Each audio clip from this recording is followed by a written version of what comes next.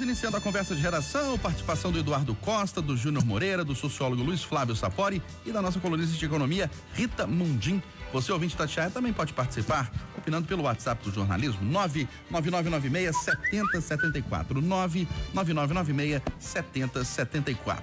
Em entrevista exclusiva à Itatiaia, o presidente do Senado, Rodrigo Pacheco, admitiu que o ritmo de vacinação poderia ter sido mais ágil e elogiou o ministro da Saúde, Marcelo Queiroga. Vamos ouvir. Poderia ter sido muito mais ágil e muito mais eficiente, não há dúvida. Mas eu costumo dizer, Edilene, que não adianta. O engenheiro de obra pronta é muito fácil você criticar aquilo que já passou. Na verdade, essa pandemia significou muitas dúvidas, muitos dilemas, além da enorme tristeza que ela gerou ao Brasil. E as ações que foram tomadas foram ações frente a algo desconhecido. Portanto, houve erros, houve acertos e nós estamos continuando nessa luta de enfrentamento à pandemia, buscando acertar. E o que eu tenho observado nesse novo ministro da Saúde, doutor Marcelo Queiroga, é um desejo muito forte de acertar. Ele tem dialogado muito com o Congresso Nacional e eu tenho observado que, em termos de vacina, as notícias últimas são melhores do que aquelas do passado, com o aumento do número de doses da Pfizer, a Janssen já antecipando suas entregas, o Butantan e o Fiocruz, que acabou sendo uma aposta acertada de poder ter a vacina no Brasil. Então vamos confiar de que o ritmo poderá ser acelerado e as pessoas possam ser, ainda esse ano de 2021, todas elas no Brasil, devidamente vacinadas. E entre outros assuntos, o presidente do Senado destacou a reforma tributária. A reforma tributária envolve modificações de índole constitucional que estão a cargo do Senado Federal, sobretudo com a perspectiva da instituição de um imposto único no Brasil que reúna impostos federais, ICMS e ISS, e há outras etapas infraconstitucionais que discutem unificação de PIS e COFINS, readequação das condições do imposto de renda com aumento do limite de isenção. Há uma proposta do governo federal de tributação da distribuição de dividendos e da redução da alíquota de imposto de renda das pessoas jurídicas. Há também uma perspectiva de redução da alíquota do IPI, justamente para estimular a indústria no Brasil, e também esse passaporte tributário, essa regularização tributária para que as empresas possam se regularizar e voltar a gerar empregos e as suas atividades gerar riquezas para o Brasil. Rodrigo Pacheco também falou sobre o veto do presidente Jair Bolsonaro ao projeto que aumenta a área de atuação da SUDENE, a Superintendência do Desenvolvimento do Nordeste, incluindo mais municípios mineiros. Esse veto foi um veto equivocado do presidente da República. O presidente Bolsonaro foi mal orientado pelo Ministério da Economia, que eu considero e reafirmo aquilo que disse publicamente, inventou argumentos técnicos e jurídicos inexistentes para vetar o veto da ampliação da área da SUDENE para Minas Gerais. No final das contas, não quiseram atender Minas Gerais e invocaram argumentos técnicos inexistentes. Nós vamos trabalhar pela derrubada desse veto. Há segmentos do próprio governo que consideram a necessidade dessa derrubada. A própria SUDENE afirmou via ofício que não havia o argumento técnico invocado pelo Ministério da Economia. O ministro Rogério Marinho, igualmente do Desenvolvimento Regional, apoia o projeto. Eu considero que o próprio presidente da República desejava sancioná-lo, mas infelizmente o Ministério da Economia impôs esse obstáculo que haverá de ser superado pelo Congresso Nacional. Eduardo Costa, a sua avaliação sobre as falas de destaque do presidente do Senado, Rodrigo Pacheco. Bom dia para você. Bom dia para todo mundo, boa sexta para todo mundo. Eu saúdo essa decisão do presidente do Senado de unir a bancada mineira para ver se derruba esse veto à inclusão dos nossos municípios da SUDENE. Chega de cada um tocar para o seu lado em Brasília. É hora de união, porque a união faz a força. E continuo esperando que o senhor presidente Rodrigo Pacheco tire da gaveta e ponha para votar o projeto que cria o Tribunal Regional Federal em Minas Gerais. Saúde para ele, senhor Eustáquio. E a sua avaliação, Luiz Flávio Sapori? Bom dia. Bom dia, Eustáquio. Bom dia, Júnior Moreira, Eduardo, Rita e ouvintes da Itatiaia. Eu queria destacar em primeiro lugar a excelente entrevista da Edilene Lopes, né? Mais uma. Edilene realmente é uma jornalista de primeira qualidade. Em segundo lugar, eu gostei muito da fala do Rodrigo Pacheco. Eu acho que é um político de alta qualidade, né? É uma expressão de um político que honra a política com P maiúsculo, né? Ponderado, sensato. Eu gosto muito do Rodrigo Pacheco. Eu acho que Minas Gerais está muito bem representado no Senado com ele lá.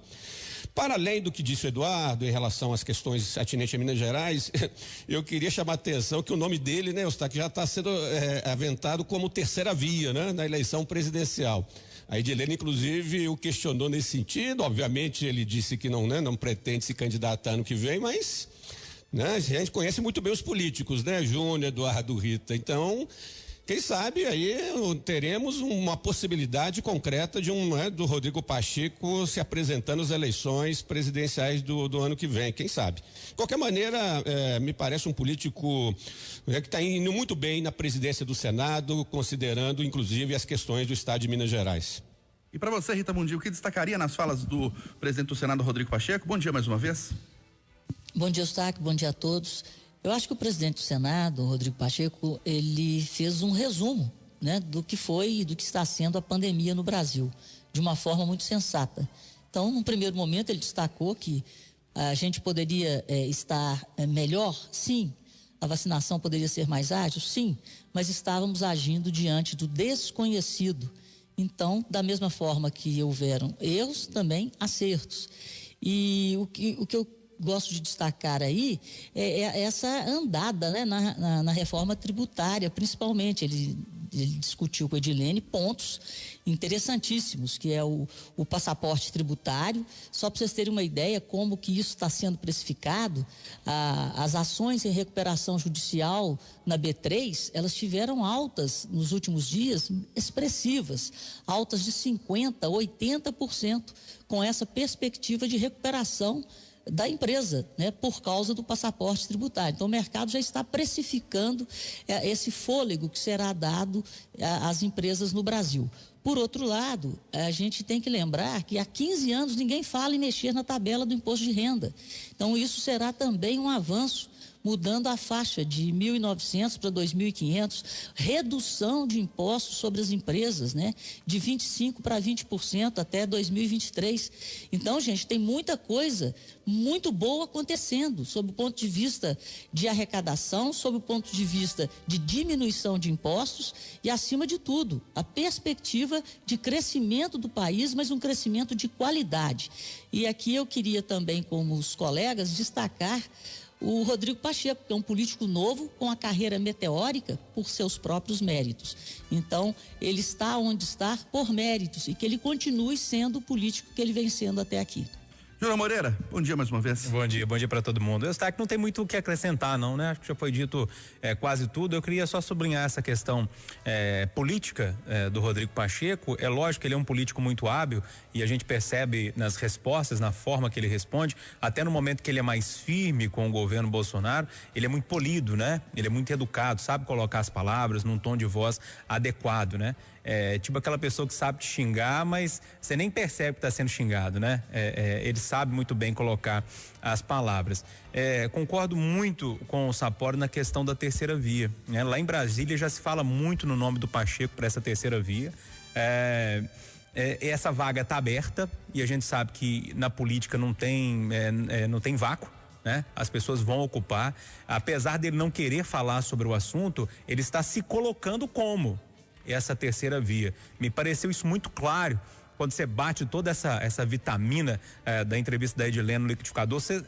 Eu tiro isso, assim, tiro que me parece que está ali construindo uma possibilidade de aglutinar mais pessoas, mais políticos, falar, olha, tá vendo a briga dos dois lados aí, dos dois extremos? Eu tô aqui, hein? Eu sou mais tranquilo, sou mais polido, vem comigo que a gente vai. Me passou essa a sensação, mas concordo com ele também quando ele fala que ainda é muito cedo pra gente discutir isso, né? Mas lá em Brasília só se fala disso há muito tempo. O Eduardo Costa, após a autorização do governo de Minas, Belo Horizonte retoma cirurgias eletivas, aquelas que não são consideradas de urgência. Graças a Deus, já passou da hora, tem muita gente sofrendo, senhor Eustáquio. E eu vou encurtar a prosa que eu preciso falar de mais uma semana sem acordo da Vale aprovado na Assembleia. Eu volto já. Ô, Júnior Moreira, uma boa notícia nesse momento crítico em relação à pandemia, a retomada de cirurgias eletivas. Cada processo que volta ao normal, vai voltando ao normal, é motivo para comemorar. Cada turma que volta à sala de aula é motivo para comemorar, né? Cada pessoa que está numa fila de cirurgia e a fila volta a andar é motivo para comemorar. O processo que o governo de Minas criou, inseriu ali no Minas Consciente, me pareceu muito bem amarrado, de muito bom senso. né? Dependendo da onda, do movimento, de número de internações, é que essas cirurgias vão ser aprovadas ou não pelo gestor municipal e também pela pessoa que gere ali o hospital, o lugar de fazer a cirurgia. Para mim, foi muito bem amarrado, tá perfeito do jeito que tá. Tomara que essa fila volte a andar sem parar agora. Ô, Rita Mundim, para o sistema de saúde são consideradas cirurgias não urgentes, mas para quem está precisando da cirurgia, devia ter sido para ontem, né? Pois é, mas é um passo à frente. Vamos comemorar, é um passo à frente. Deixar o tempo para Eduardo. Sim, Safori. Nada a acrescentar. Ótima notícia para terminar a semana com essa possibilidade. Muita gente, como você bem disse, aguardando. Eu tenho conhecidos, inclusive, já estão celebrando essa notícia hoje, que vão poder fazer algumas cirurgias importantes. E o importante é seguir os protocolos, acompanhar os números e, de alguma maneira, retomando aos poucos a normalidade. Ô Eduardo, pois é, olha, a semana termina sem movimento na Assembleia Legislativa para destravar o dinheiro da Vale para obras paralisadas em Minas. Eu tenho, graças a Deus, muita liberdade com a nossa diretora de jornalismo, Maria Cláudia, e hoje eu vou trocar uma ideia com ela. Eu tenho certeza que parte das minhas sugestões ela vai acatar. Eu acho que a partir de segunda-feira, o trabalho da Rádio Itatiaia é perguntar ao Rodrigo Pacheco, presidente do Senado, o senhor acha justo o que está acontecendo na Assembleia? É perguntar aos 53 deputados federais, aos 3 senadores, é perguntar à Associação Comercial, Câmara de Dirigentes Lojistas, Federação das Indústrias, é perguntar para todo mundo que tem algum tipo de representação nesse estado se a gente vai continuar assim. Outra sugestão, eu acho que a Maria pode destinar umas 2 pessoas para fazer isso no mais breve tempo possível, é ouvir cada um dos 77 deputados, ou melhor, dos 76, para saber se todos os 76 concordam com o presidente Agostinho Patrus ou se é hora de essa trem andar. Não dá mais para ficar desse jeito. Nós estamos com 11 bi parado num estado quebrado que precisa gerar emprego e nós estamos tendo que aguentar o totó. Com todo o respeito que o senhor me merece, Jarbas Soares, Procurador-Geral de Justiça do Estado de Minas Gerais, o senhor tem que tomar uma atitude, ué. Senhor Gilson, presidente do Tribunal de Justiça, desembargador que eu ainda não conheço, mas gosto do senhor. Eu sei da limitação, da autonomia de cada um dos poderes, mas o senhor tem que chamar a Câmara Alta do Tribunal de Justiça. Ô, gente, as associações comunitárias, cadê a Associação Mineira de Municípios? Isso é um absurdo. O prefeito de Belo Horizonte, o prefeito de Betinha, a prefeita de Contagem vão ficar quietos. Será que a Marília Campos, o Vitório Mediori, o Alexandre Calil, o Vanderboy de Sabará não percebe que o rodoanel é importante e urgente para o anel rodoviário não continuar matando, gente? Será que o prefeito de Sete Lagoas, Curvelo, Corinto não percebe da importância de concluir aquele hospital regional? Está muito difícil de aguentar o que está acontecendo em Minas Gerais. A gente já sabe que o interesse é um só, é eleição do ano que vem, mas peraí, passou de todos os limites. E eu conclamo os meus pares do Conversa de Redação a entrar nessa comigo. Chega, ninguém aguenta isso não, ué. Ô, João, Eduardo, oi, Rita. Só um minuto, dentro da ideia aí que você vai passar para Maria, eu queria fazer uma sugestão, que ela ouvisse a população, os representantes, o povo dos 24 municípios, né, envolvidos diretamente aí, afetados, e aqui da região metropolitana de Belo Horizonte, e aqueles que teriam ou terão as obras, né, receberão as obras. Ouvir o povo desses municípios, de repente o prefeito escuta, de repente o deputado eleito ali escuta, o estadual, o federal, vamos ouvir o povo também. Júnior. De acordo, eu também quero reforçar e assinar embaixo que foi dito pelo Eduardo, pela Rita. Rita e Eduardo, quem sabe, na segunda-feira, uma entrevista exclusiva com Agostinho Patrus, que ele venha a público e explique por que o processo está parado na Assembleia, hein? Ele tem que vir a público. Ele, primeiramente, é a primeira pessoa que tem que explicar às Minas Gerais é o presidente da Assembleia de Minas. Por que ele brecou o trâmite interno da Assembleia? Júnior. Está aqui, eu não tenho muito o que acrescentar, não. Só pedir para imprimir mesmo o comentário do Eduardo aí, que eu vou assinar embaixo. Acho que a indignação do Eduardo, as falas do Eduardo, o caminho que ele tomou estão perfeitos e a gente tem que parar, né, com essa picuinha política que move o Brasil há tanto tempo e começar a pensar não nos interesses dos políticos, e aí eu estou falando de deputado, estou falando de governador, de secretário, enfim, de todo mundo que está envolvido nisso, de prefeito, enfim, parar com esse negócio, né? Colocar a bola no chão e ver o que é bom, não para eles, para as pessoas, para a população, quem colocou eles lá. O ano que vem, gente, tem eleições. Eu sei que essa briga toda é por causa disso, né? Mas aqui, quem demite ou contrata político é o povo. E os políticos estão brincando com o povo. Vambora? Bora. 8 horas e 58 minutos em Belo Horizonte. Final do Jornal da Itatiaia, primeira edição.